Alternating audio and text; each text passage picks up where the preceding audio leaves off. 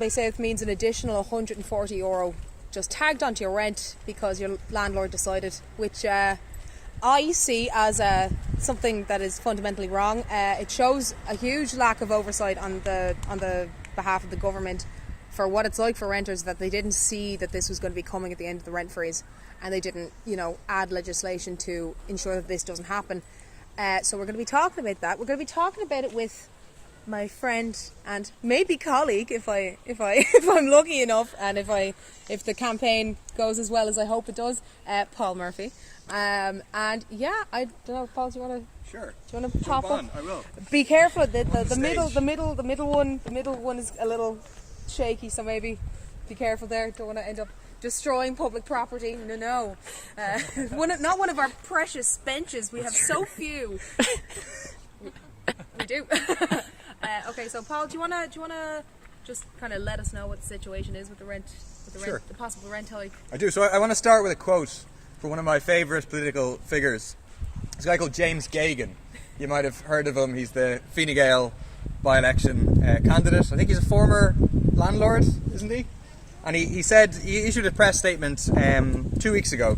He said, "I am alarmed by the revelation today that tenants in the rental accommodation sector could potentially face a double rent hike of 8% when the rent protections stopping eviction and the rent freeze are due to end in July."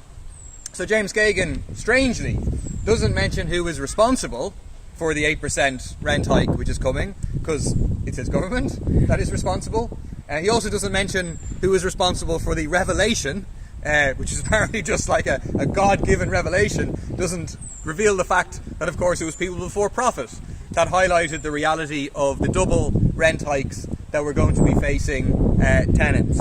He goes on to say that, quote, "The Minister must resolve this loophole as a matter of urgency and ensure that renters do not face a double rent increases when this happens in July." So he's a government candidate. He's the leading government candidate in this by-election. He made this strong statement saying that something absolutely has to be done, but what has happened is effectively nothing. So next week, the government is bringing in this emergency legislation, and the emergency legislation is going to give protection to 500 tenants. So out of the hundreds of thousands, almost 1 million families in private rented accommodation across the country, 500 of them are going to be protected. And for those 500, they get the extent of the protection that they don't have to pay the 8% rent increase in July, and instead they get the pleasure of a 12% rent increase in January.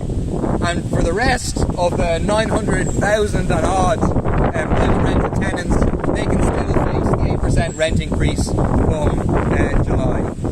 What that means for the average renting family in Dublin is €140 a month. There's very many ordinary people living in very ordinary houses who are facing rent increases of €200 a month or more.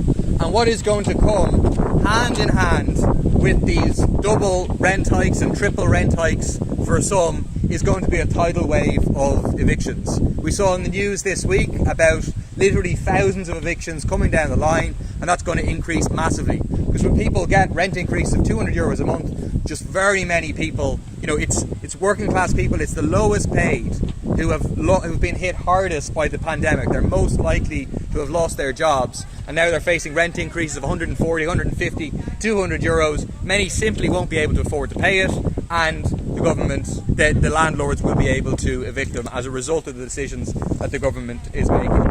So, why does this happen? Why is housing policy so, ultimately completely balanced unfairly against tenants in favour of landlords? And there's two reasons, and they're ultimately the same reason. Fine Gael and Fianna Fáil represent the landlords. They represent the big corporate landlords. They represent those who are benefiting from the housing crisis. So when we feel that there's a crisis, when ordinary people feel, geez, I pay an increased rent of €200 a month, that's a crisis for me. For the person on the other side of the equation, that's not a crisis. That's an opportunity to massively increase the amount of rent that you can get out of tenants. It's a fact that even a year ago, the amount of money in our society going to landlords had doubled over the past 10 years. Gone from 10 billion a year to 20 billion euros a year, under government policy. So 1 in 3 Fianna Fáil and Fine Gael TDs are landlords. They personally benefit from these policies that drive up rents to completely unsustainable levels. But they also politically favour a system which says the free market has to deliver housing. The only thing we can actually do is incentivise the private sector to deliver housing. So what we're going to do is take public money, give that, say in terms of the pension fund, what's now the investment fund, we're going to give that to private development companies, to vulture funds. We're going to pay them to build public housing, to build private housing, and then we're going to give money to the councils, and the councils are going to give money to the vulture funds again to rent that housing to the tune of €1 billion a year almost is spent on HAP and various other rental supports that just end up in the pockets of the landlords. So this is a landlord's government. This is who they represent. This is why they give them massive tax incentives to the corporate landlords. It's why they rely on HAP as opposed to building public housing. And it's why they tell you every single day that it is unconstitutional to do anything that would actually benefit renters in terms of a proper rent controls that bring rents down, or in terms of an eviction ban. And I think our message today to the voters of Dublin Bay South is that you're really lucky. Not because your rents are extremely high and you've got rent hikes coming on the way, but you, unlike most people across the country, have the opportunity to send a message to the government about what kind of policy you want to see and your attitude to the kind of pro-landlord policy driven by Fianna Fáil, Fine Gael and the Green Party in government. And so you have the opportunity, instead of voting for the landlord candidates, to vote for the renters candidate. The mass movement on housing, like the movement we saw on water charges, like the movement we saw on repeal, like the movement we saw on marriage equality, because that's the only way we're going to be able to force this sort of government to give any sort of concessions to renters. So vote Brigid Purcell number 1. Renters candidate. Thank you for that glowing endorsement, Paul. I hope that was an endorsement. It sounded like an endorsement to me. I think it's interesting. I think it's interesting that we put, people before profit, you lads and people before profit put forward a right to housing to be put into the constitution. How do you feel it'll go, given that the majority, or that a third of the TDs in the Dáil are currently landlords? How do you think that's going to go? Well, I think we got a glimpse of that yesterday, because if you notice in Fine Gael, in Varadkar's speech yesterday, I just saw the headlines, he made a particular point of saying, well, I'm for the right to housing, everyone's for the right to housing, but having the right to housing doesn't mean anything in reality. And that's really interesting, because we had a bill about the right to housing just 2 weeks ago, so that's not an accident. And what they did with our bill, so we put forward the exact same bill in 2017 and they voted against it. And it's a sign not of their changed attitude, but of the change of the amount of pressure that they're under from below. That this time round, when we put forward the exact same bill, this time round they said, we're going to allow it to pass second stage. After second stage, at committee stage, they're going to try and, I think, just water it down to mean that it's meaningless, like Varadkar refers to it as being meaningless. That's definitely their approach. That's what they'd like to do. But it does reflect the amount of pressure that they're under, that they have to say, we're going to allow it to pass, because they don't want the bad publicity of saying, yes, we're against a right to housing. Instead, they're saying, we're for a right to housing, but it's worthless. Whereas we have 2 points in terms of putting that forward. I mean, one is just a pragmatic thing, that every time we put forward pro-renter legislation, they say, well, the right to private property is in the Constitution, therefore we can't do anything. They said you can't have eviction ban, you can't have rent freeze until COVID hit, and then all of a sudden the Constitution says you can have this much, you can have an eviction ban, but only when there's a 5-kilometre limit. If you have over a 10-kilometre limit, all of a sudden that's unconstitutional as well. So they hide behind the Constitution. And one of the things we're saying is take that out of the way, and then you don't have any excuses to hide behind, because we have the right to housing in the Constitution, and we explicitly say that the right to private property, in reality the right to profit of landlords, is subordinate to the need of people for housing. But the second thing is that if you actually had a strong right to housing in the Constitution, and this is what they are scared of, well then that does impose a legal obligation on the state to provide quality housing for people. So that's something that people could use to take the state to court to say that I'm living in this horrific, rat-infested, mould covered accommodation. I have a right to housing in the Constitution, and they definitely don't want that to be able to happen. So I think, short answer, if it's left to the government, no hope at all. But if we can build a major movement from below, of which one angle is let's fight for a referendum for housing, then they can be forced to concede something more than they would like to. Okay. I think one of my big pet peeves about obviously the rents are too high. That's a big pet peeve of mine. But another big pet peeve of mine regarding renting is the RTB, which I think is ineffectual. I have a lot of friends who've had to go to the RTB over landlords letting themselves into their home at 6 in the morning that none of them knew about until one of them started running, and then woke up one day to see the landlord looking through their fridge and went to the RTB about it, and the RTB says, well, the landlord, this isn't a registered property, so there's nothing you can do. Have you contacted Threshold, which is a charity that kind of has to fill in the gaps of the RTB? I think what's very obvious with the RTB, and it's indicative of the rest of the government, the rest of the legislation, is that the RTB is aimed to protect landlords, despite the fact that it's the Rental Tenancy Board. It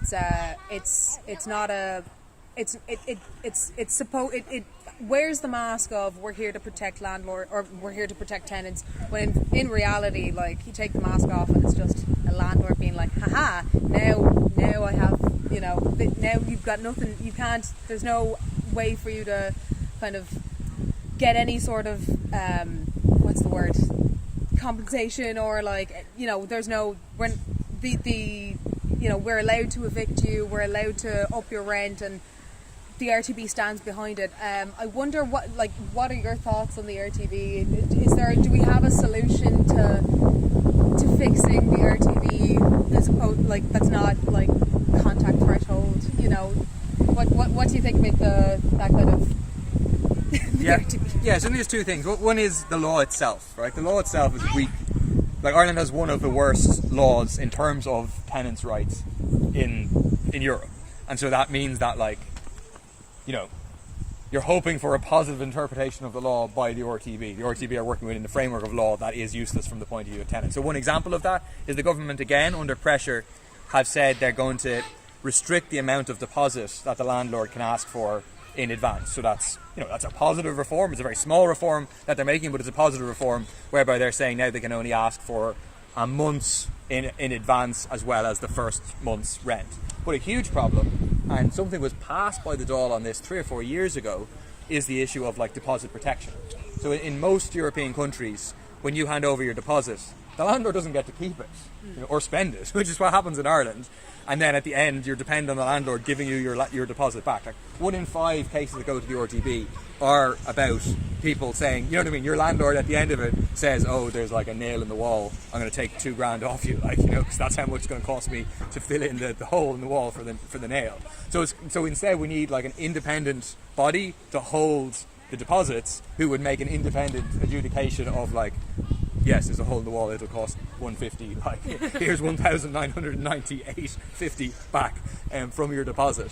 But the second thing is, of course, it should be tenants. It should be a majority tenant body that are actually overseeing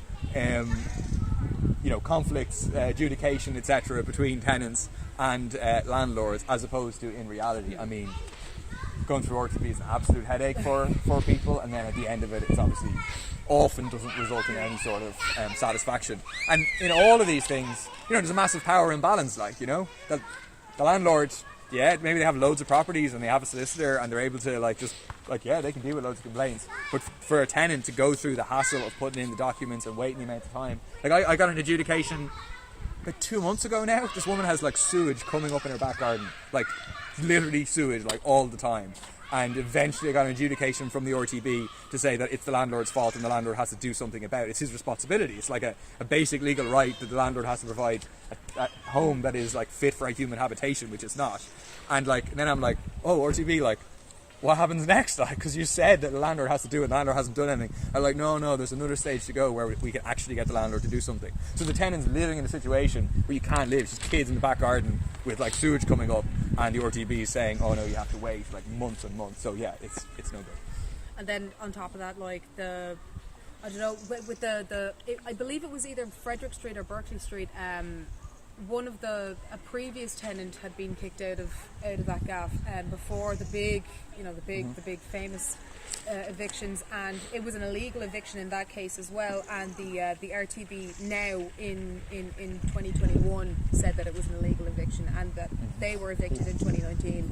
Like, it's like, okay, cool, thanks for that. Haven't been living there for 2 years, but glad you got back to us, RTB. Cheers. I think it shows a huge problem with legislation, and also just like oversights and protections that renters have, because it turns out we don't have that many. It's especially, I mean, and then you can look into, if you look at the likes of like licensees who are they have even less, if you're somebody who's subletting, you have even less rights. If you're somebody who's if you're somebody who's sharing a house with the landlord, like a Deirdre Conroy situation, you have even fewer rights again. It's kind of a wild west out there without any real legislation that acts to like be able to protect tenants and stop people keeping your deposit, stop having to wait like 6 months for a working shower, and because the rental situation is so bad and rents are so high, it makes it very difficult to leave those situations dire as they are. Like, do we want to take any questions from the audience? Do we have any questions for our good friend Paul? Or for Brigid? Or for me? Anybody? Okay, well, we keep chatting away. So I have a question. Oh yeah. And it is in relation to housing, but I probably also think a double whammy. Considering that the church is still a huge landowner in the country and has been known to either sell off those lands for private development, some of which don't provide any social or public housing. I just wonder, in light of what happened in Leary, when the Archdiocese came out and declared they're changing the special development zone because it actually interfered with them being able to attain a commercial return for their lands, whether you guys have anything to say on that issue? Should I take that? Sure, happy to. I mean, basically, like, the church owes people and the state in this country a lot of money. Like, it's the fact that in terms of all the compensation and so on that was paid by the state, that's money that this church is responsible for. Church lands should be taken out of church control and brought into public ownership, where we can use them for development of public housing, development of public infrastructure, and that particularly obviously relates to the issue of the National Maternity Hospital, where Varadkar, under questioning from Breed Smith last Thursday, admitted for the first time that there's a problem with the proposal, with the proposal for the National Maternity Hospital ownership structure. Basically, the National Maternity Hospital is going to be built on church-owned land. The church, the Sisters of Charity say, but it's going to be nothing to do with us. We just get to appoint the board of directors of one body, who get to appoint the board of directors of the next body. But don't worry, you can trust us, we're not going to have any influence in terms of running the hospital. But we know that they run 3 other hospitals in the country, the Sisters of Charity, and we know that none of those hospitals offer abortion, offer sterilisation, offer vasectomies. They don't offer those things, and we know that in the constitution of the overarching body, it says in line with the principles of Mary Aikenhead, i.e. the Catholic Church. And Varadkar then today, I saw it today on Twitter, but could have been yesterday, said, but bizarrely, after what he said on Thursday, some of those who have a problem with it, it's a problem for ideological reasons. Whereas, if you want to call it ideology, that we think that women should be able to access full reproductive health care in a maternity hospital, fine, call that ideology. But it's not some abstract meaningless ideology. It's a real thing that has an impact, that the current ownership structure that they're going for will have a devastating impact in terms of the ability in the National Maternity Hospital to access all the services that women need to be able to access. And so that's a definite point, we need to be building, we can build it where it's currently planned to be built, but the point is they should be public land, they should be CPO'd and taken into public ownership. So right next door to St. Vincent's Alcantara. Yeah.